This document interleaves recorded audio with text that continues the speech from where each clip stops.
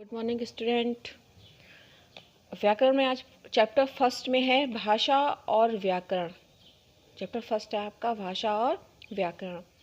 इसमें है कि भाषा क्या है, भाषा किसे कहते हैं। तो कहते हैं कि बच्चों, मनुष्य का जब भाषा से परिचय नहीं हुआ था तो वह संकेतों अर्थात इशारों से अपने भाव अभिव्यक्त करता था। रिपीट, मनुष्य का जब भाषा से परिचय नहीं हुआ था तो वह संकेतों अर्थात इशारों से अपने भाव अभिव्यक्त करता था। कहने का मतलब यह है कि पहले इतनी भाषा को जानता ही नहीं था, तो वो क्या करते, इशारों से ही एक दूसरे को बुलाते थे, एक दूसरे से बातचीत करते थे। कहने का तात्पर्य यह है।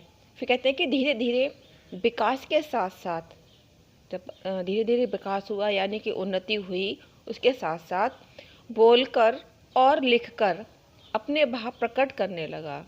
व्यक्ति बोल करके और लिख करके जो उसके अंदर जो भाव थे उनको प्रकट करने लगा, और यहीं से भाषा का विकास हुआ।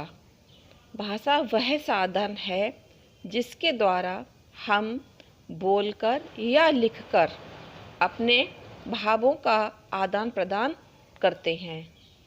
मतलब ये है कि भाषा वह साधन है जिसके द्वारा हम बोलकर या लिखकर अपने भावों को आदान प्रदान करते हैं, यानी कि एक दूसरे तक पहुंचाते हैं। फिर कहते हैं कि भाषा के रूप, भाषा के दो रूप होते हैं। नंबर 1 है मौखिक भाषा, नंबर 2 है लिखित भाषा। इसमें मौखिक भाषा किसे कहते हैं? मौखिक भाषा किसे कहते हैं?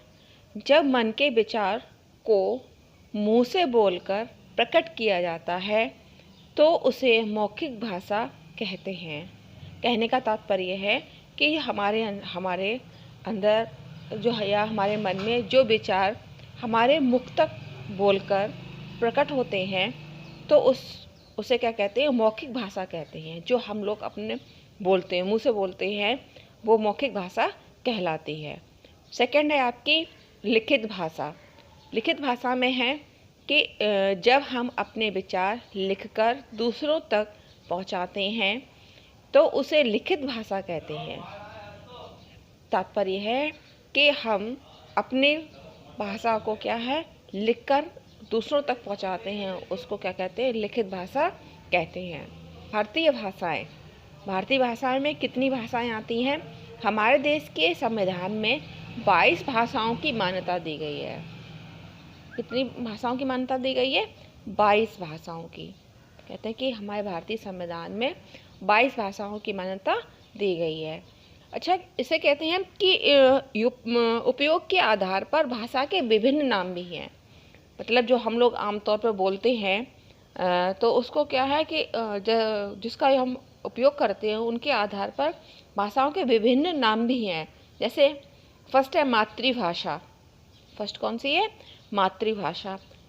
इसमें है कि बच्चा सबसे पहले भाषा जो अपनी माँ से सीखता है उसे मातृभाषा कहते हैं।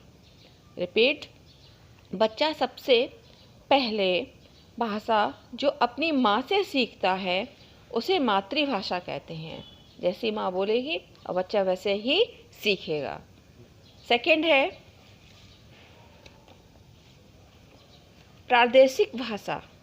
प्रादेशिक भाषा, इसे कहते हैं कि किसी एक प्रदेश में बोली जाने वाली भाषा को प्रादेशिक भाषा कहते हैं। मतलब किसी एक प्रदेश में बोली जाने वाली भाषा को क्या कहते हैं? प्रादेशिक भाषा कहते हैं। जैसे पंजाब में पंजाबी बोली जाती है, अतः पंजाब की प्रादेशिक भाषा हुई। मतलब जो हमारे प्रदेश में जो एक भाषा हम लोग यूज़ करते हैं उसको ही प्रादेशिक भाषा कहते हैं। अब भाई अगली आपकी थर्ड है राष्ट्रभाषा। राष्ट्रभाषा में है कि कोई भी भाषा जो देश के अधिकांश भागों में बोली एवं समझी जाती है उसे राष्ट्रभाषा कहते हैं। रिपीट, कोई भी भाषा जो देश के अधिकांश भागों में बोली एवं समझी जाती है उसे राष्ट्रभाषा कहते हैं। भारत की राष्ट्रभाषा कौन सी है? हिंदी है। भारत की राष्ट्रभाषा हिंदी है। और इसमें फोर्थ है आपका अंतर्राष्ट्रीय भाषा। अंतर्राष्ट्रीय भाषा किसे कहते हैं? जो भाषा विश्व के 2 या 2 से अधिक देशों में बोली जाती है उसे अंतर्राष्ट्रीय भाषा कहते हैं।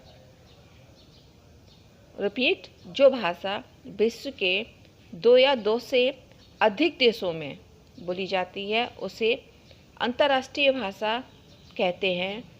अतः अंग्रेजी अंतर्राष्ट्रीय भाषा है, क्योंकि मोस्टली अंग्रेजी 2 या 2 से अधिक देशों में बोली जाती है, तो उसको क्या कहते हैं? अंतर्राष्ट्रीय भाषा कहते हैं। अगला इसी में टॉपिक है आपका व्याकरण। इसमें कहते हैं कि व्याकरण क्या है? तो व्याकरण की डेफिनेशन है भाषा के शुद्ध रूप और सही प्रयोग का ज्ञान कराने वाले शास्त्र को व्याकरण कहते हैं। फिर से देखिए, भाषा के शुद्ध रूप और सही प्रयोग का ज्ञान कराने वाले शास्त्र को व्याकरण कहते हैं। अच्छा, व्याकरण के 3 भेद होते हैं। व्याकरण कितने भेद होते हैं? 3। पहला है वर्ण विचार, दूसरा है आपका शब्द विचार और तीसरा है आपका वाक्य विचार। अच्छा, वर्ण विचार में क्या है कि इसमें वर्णों पर विचार किया जाता है।